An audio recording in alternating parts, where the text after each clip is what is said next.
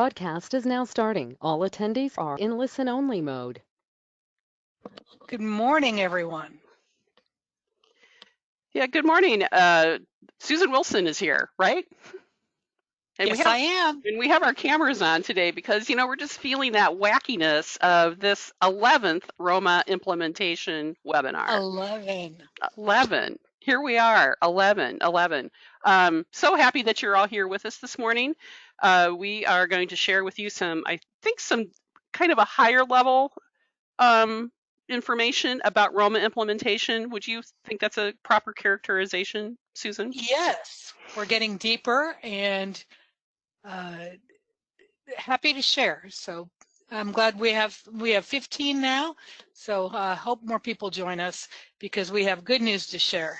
We do, indeed we do. All right, well, I'll go ahead and get ourselves started. We want to give a shout out to DCEO. They support this webinar series, so we wouldn't be doing this without them. So thank you, DCEO, for your support. And here are our faces, even though you can also see us live. But in case you want to take a screenshot of this, I would recommend that you do. Of course you do. And as is our custom, we could say it together or say it silently, but let's say the promise of community action. Community action changes people's lives, embodies the spirit of hope, improves communities, and makes America a better place to live.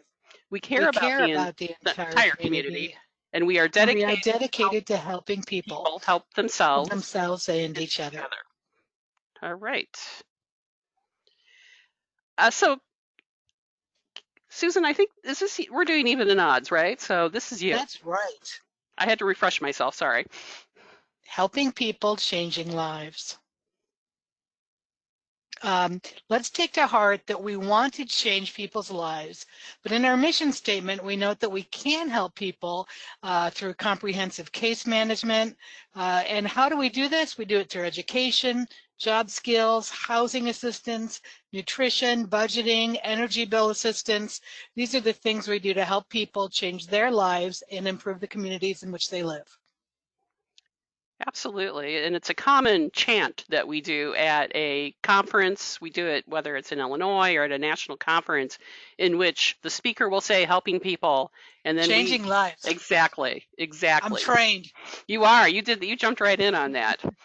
And just to really, again, put a pin on this, because I think it's important that we remember that ROMA is truly how we tell our story in community action.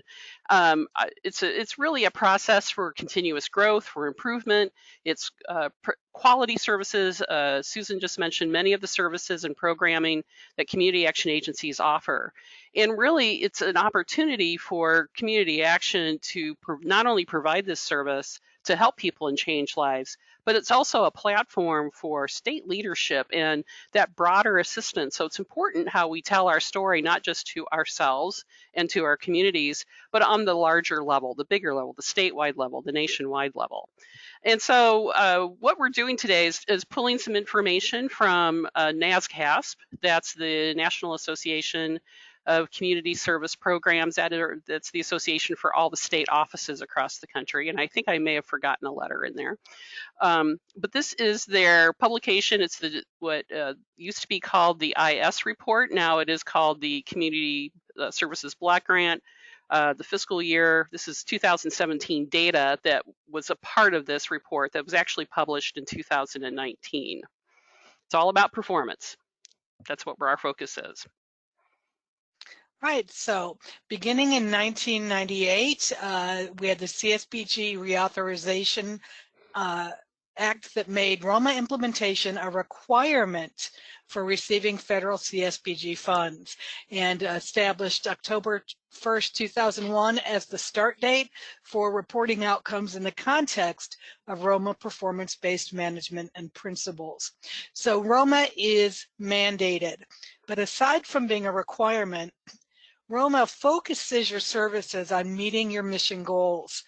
It assures your program reports include consistent language, and it gives you the tools to work with your stakeholders and grantors, and ROMA helps you let them know the good work that you're doing. Absolutely. And here it is again, the ROMA cycle. This is such an important cycle, Susan, that we've had this in every webinar that we have presented. And it's right, because it's something that we need to follow every day. Every webinar has it, and anytime you discuss Roma, this is brought up because it's so important. It's probably nothing new. It's probably what you're already doing, but it gives a visualization of it. And I especially like it for new employees because they get an idea of what goes on. Um, Again, you probably already do it. It just puts it on paper That's exactly or right. on your screen. Or yeah, exactly, on your screen as well. And just again, I know that this is a big reminder, but every organization has a very similar process, this type of cycle in place. And everything should always start with an assessment. And I think that's the key piece. We talked about community needs assessments last week, about the value of those needs assessments and why that's such an important document. But the community needs assessment is again, right there lodged into assessment. And then you see the other parts of the cycle: planning, implementation, achievement of results, and evaluation. And it's really this report that we're referring to, which again used to be the IS report. This is really that document that aggregates data from across all community action agencies to really tell that deeper story of what's happened in communities, in states, and good programming that really does change people's lives. So creating context. The CSBG investment and the commitment that you have to it, CSBG represents a federal investment and a national commitment to reducing poverty in our nation. It creates local delivery infrastructures. It strategically targets root causes of poverty, which are often identified as lack of education and lack of employment opportunities. We are not who we were in 1964, but we still provide local solutions to the causes of poverty. Over 1,000 agencies share our goals, missions, and the vision of alleviating poverty. I'm not going to read through this whole thing because you can, and this will be available later, but it tells you how working with CSBG funds and working with Roma can give you the tools you need to do your job well. And as we say, toot our own horn, let people know what we're doing. Because that's how we get the funding, that's how we get stakeholder support, and that's how people know the good work that we do. Absolutely, and I will just add to that many, Illinois, as every other state, is a recipient of some funding from the CARES Act that went to community action agencies with the understanding that they know our work. They see our data in this report that we're sharing bits and pieces of, and that's where we've built trust with our national leaders, our elected representatives. We've built that trust is because this is what we do. We deliver services and programs to people who experience poverty. So Susan referenced that there are over 1,000 agencies across the U.S. and territories, and thought I just might break it down here for you a little bit. So we're trying to see that how connected we all are. There are 1,018 community action agencies or programs across the United States. What I find particularly interesting about this particular graph is that local government agencies, there's 167 local government agencies across 26 states. And what I find interesting in that, because in Illinois, we are one of the few states that has about 1/3 of our community action agencies and programs in Illinois are affiliated with public entities. It could be county government, it could be a regional planning commission, it could be a city. So it's important for us to understand the uniqueness between public and private, but also, again, these are our colleagues, these are our peers. This is where we share practice and learning with one another. And it is all the data that's collected from limited purpose. They may do just one or two programs using CSBG money.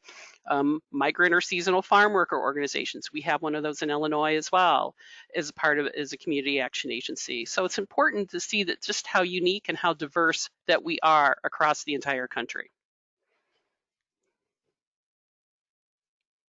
And here's a map showing the Regional Planning and Innovation Consortium. And as you can see in orange or gold, maybe, we are 5. And I think, Christine, we deserve to be gold, don't you think? I think we do deserve to be gold. Absolutely. So we are Region 5, which includes Illinois, Indiana, Michigan, Minnesota, Ohio, and Wisconsin. And you can see that every region of the U.S. has community action agencies, even American Samoa, which I would not have known had a community action agency had I not been trained in Roma. So this is interesting, and it shows the importance of our work, because nearly every community benefits from a community action agency, and so we're part of a wonderful team. We are, and what's I think something to also distinguish this, given that all of our country and our territories are divided into these maps, and so each one of these states in Region 5, as Susan pointed out, those states, we work in collaboration with one another. We meet, we get a small slice of funding each year from OCS.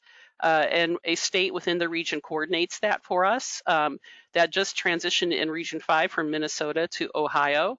And we use that funding for training and technical assistance purposes.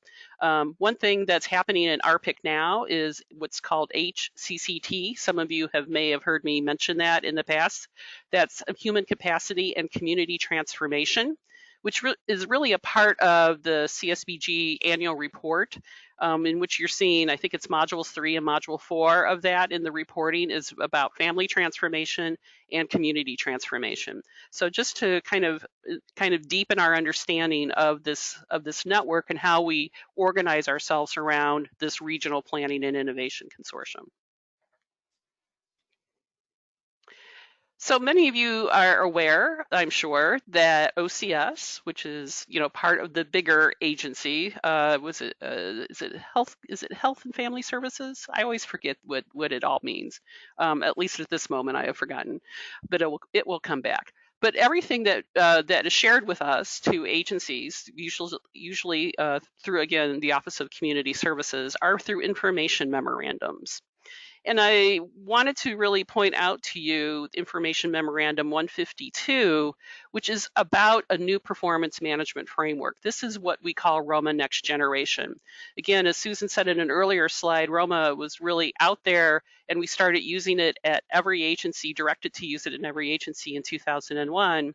But as we move forward in 2000, and this is fiscal year 2018 is when this all launched, we use Roma Next Generation too, which means that, and we'll look at the theory of change in a little bit, but it's important for us to remember that we are now moving in this direction in which evaluation and analysis through the new CSBG annual report are important for us to understand that bigger story. So this is why you're all encouraged to take a number of these Roma implementation actions that focus on data collection and analysis for both families and communities. That's why Susan and I are on here sharing information with you all about this, because it's really, as Roma trainers, Roma implementers, Roma professionals more broadly, that's what we are out here to do for all our agencies, not just in Illinois, but when we get the chance, we'll take our show on the road.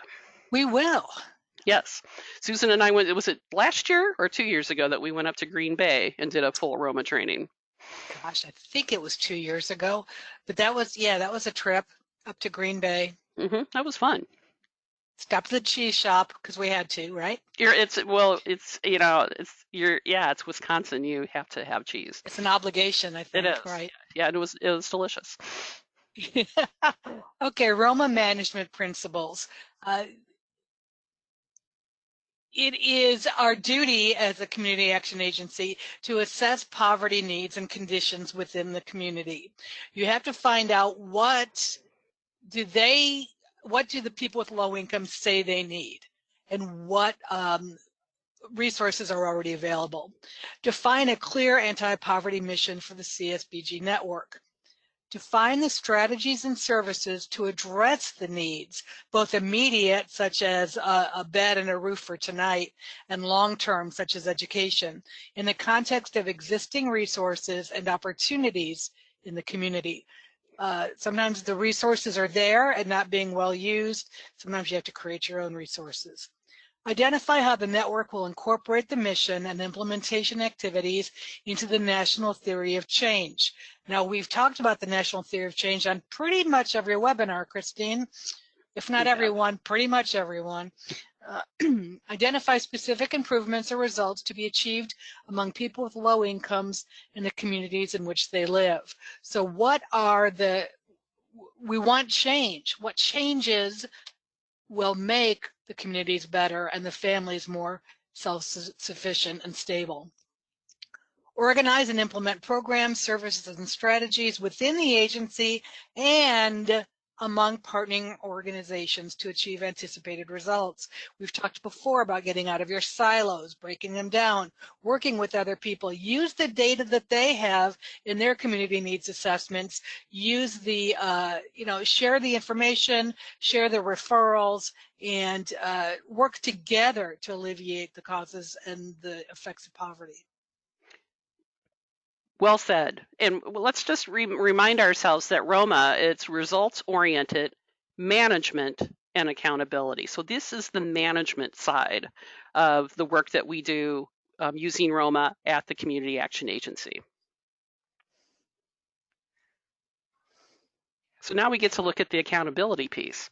And I think this is just equally as important as what Susan just discussed on the management side. So once we have developed these implemented processes to identify, measure, and record improvements, we have to do that consistently and constantly. Again, there are tools out there that allow you to do it, but this is the story. This really dives into this deeper story. Then we use information about outcomes with our tripartite boards and our staff, because we really do need to determine and answer that question: are we being effective? And we use this information also for not only our annual reports, which are required, but also for long-range planning. Again, this idea of this collection, this cycle of work that we do is really helps us to not only understand our work, to tell the story about our work, but also it will promote new funding opportunities and perhaps new community partnerships. We also want to compare actual results with intended results. That always happens whenever you do your targeting, when you're planning part of it. Do you ever hit it 100%? Probably not, but it's okay. We're telling that story. And then this is also an opportunity to really encourage state CSBG offices, that would be DCEO, and the state associations to really work in coordination to advance ROMA performance-based concepts among all CSBG eligible entities, and we do that through ongoing training and technical assistance. Again, shameless ROMA plug. This is an opportunity for us. We've spent 11 webinars with you. That means what, 11 hours or so? Well, yes, and I'm grateful for all the people who've joined us, and I see some of the names have been here every time, and I appreciate that. Yeah, and I've been thinking of starting a fan club, so let's just give that some thought. But it's important for us to really think through a ROMA at the agency. And again, Susan and I are one of 2 of 6 ROMA trainers across the state. And I also want to give a shout out to all the ROMA implementers that are out there in the state. We have 32 ROMA. Very good. Yeah, which is a wonderful number. Susan, you're dually credentialed. I am. Jane Hopkins in Chicago and I are the only 2, I believe, in the state who are duly certified. So shout out to Jane.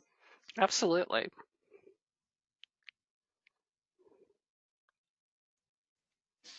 All right. National Performance Indicators, lovingly known as NPIs.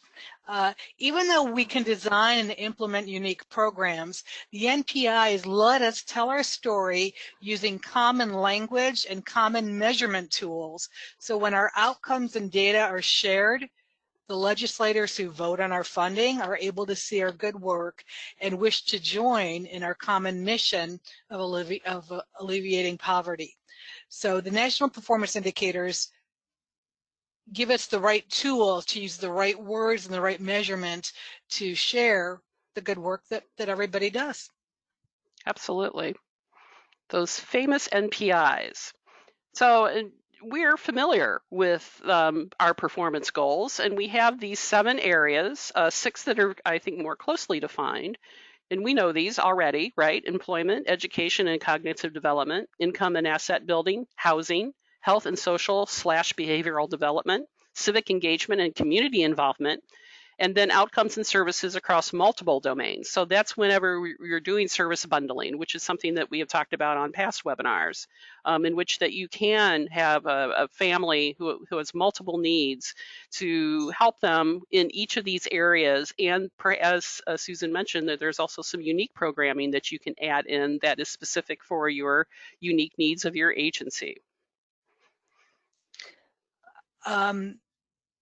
When your agency becomes trained in ROMA, you'll participate in an outcome matrix, and that's a fabulous visualization of what you have here for number 7, because it shows how outcomes and services across domains or bundled services, like you said, can be the most effective way in raising a family out of poverty. So shameless plug, I don't know what number this is for 11 webinars, but let's just go with 37.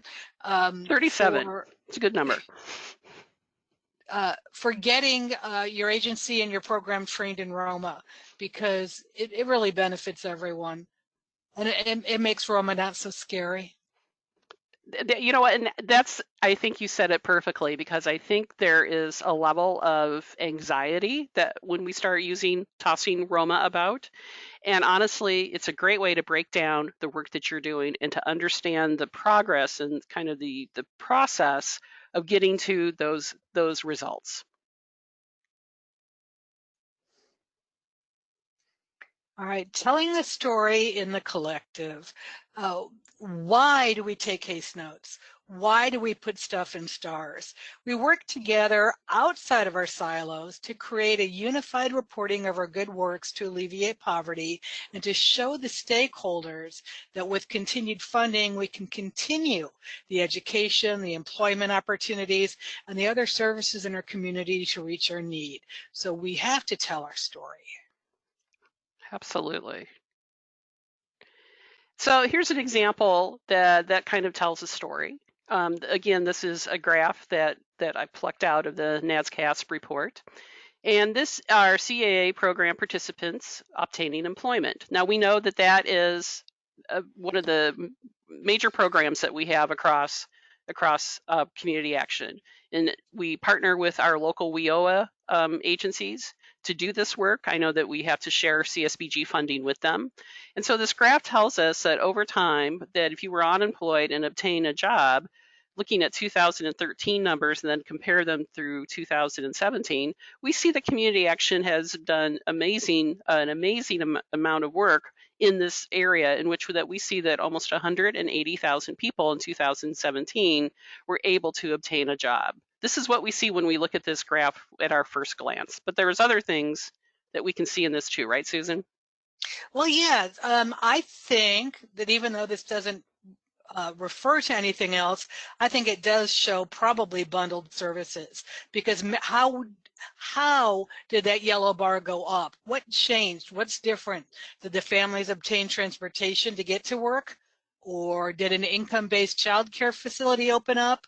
Or did WIOA allow for more eligible applicants at a factory? So even though this shows good news, I'd like to know the story behind it. How did the Community Action Agency allow for the employment rate to go up so high? Probably there's something behind it. Bundled services, training, transportation, childcare, whatever it takes to get these people to be able to have a good job. So this is good. I want to know more. Exactly.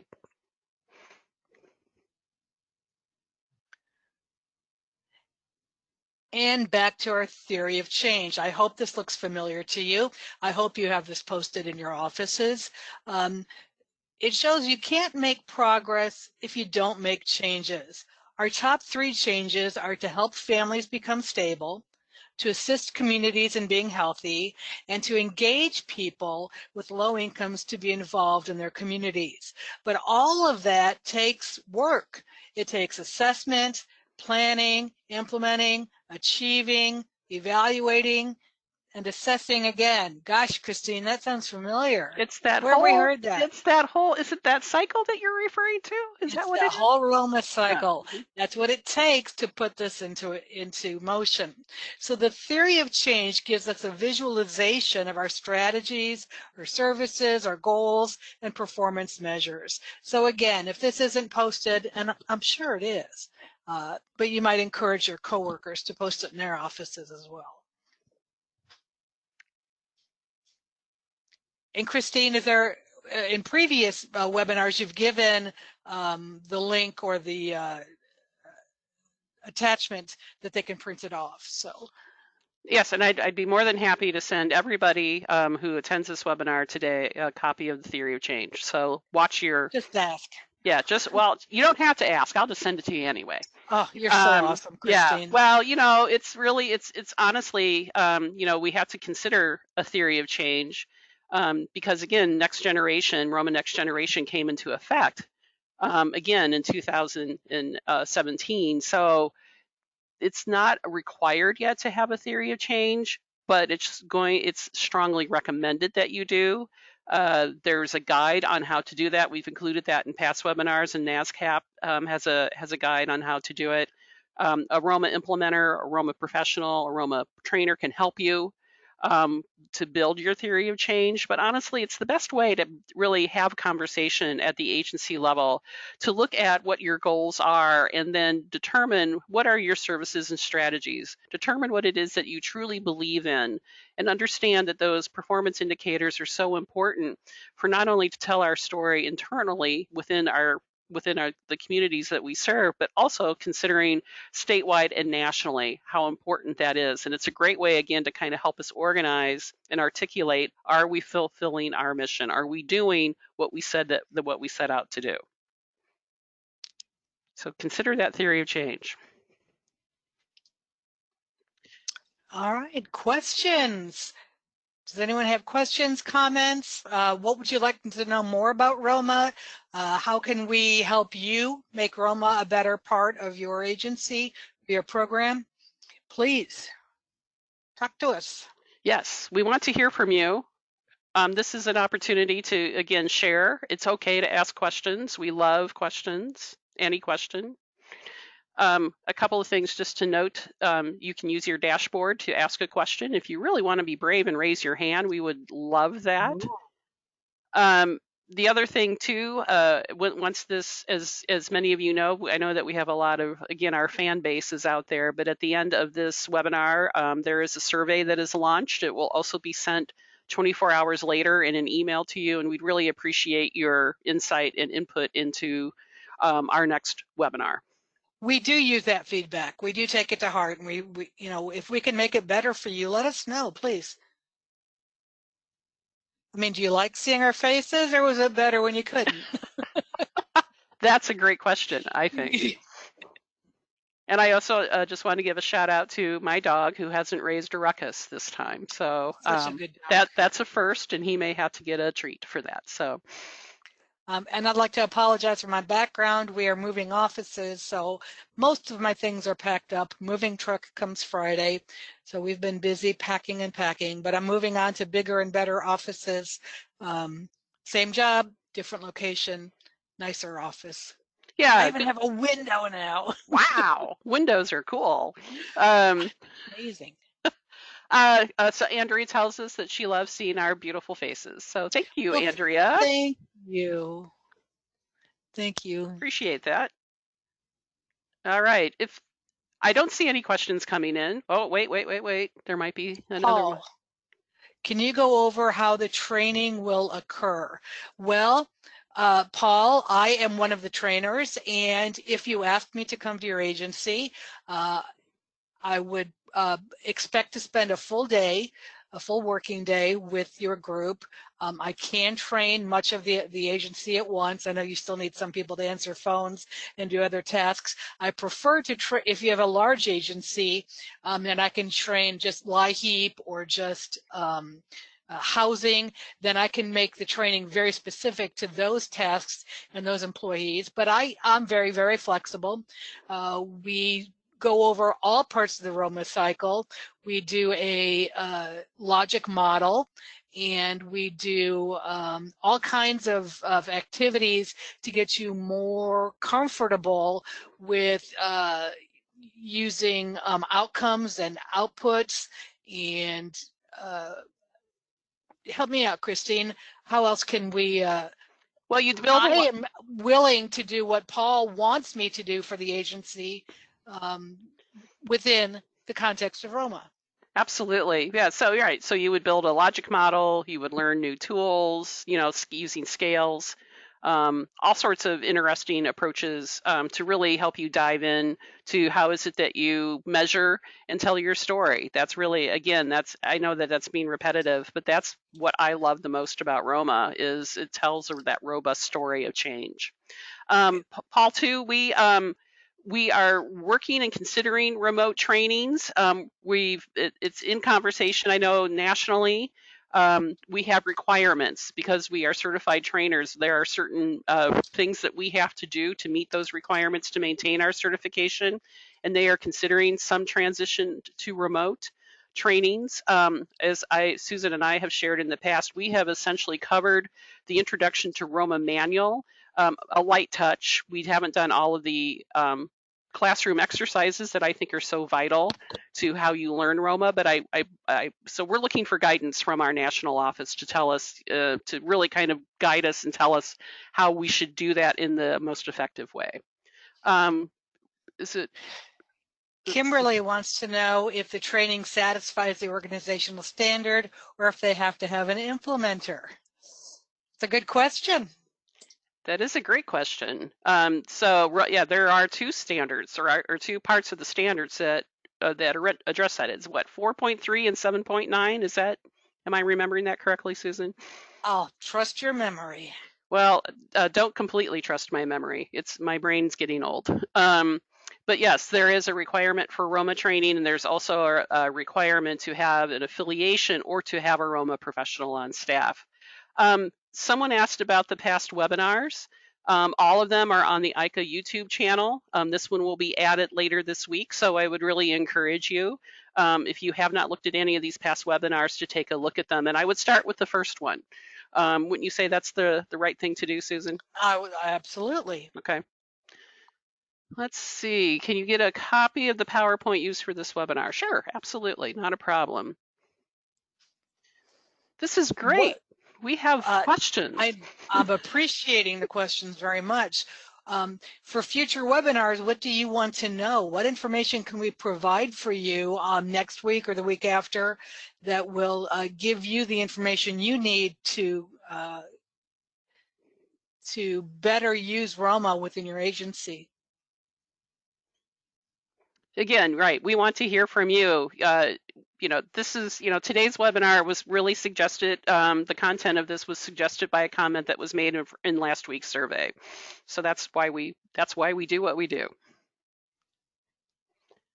All right, yes, I will attach the PowerPoint and the theory of change to all of you who attended today. I will have to wait for GoToWebinar to give me that report, but I will get that out to you.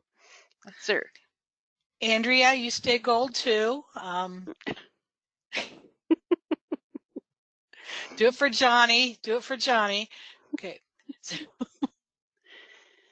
All right. Okay.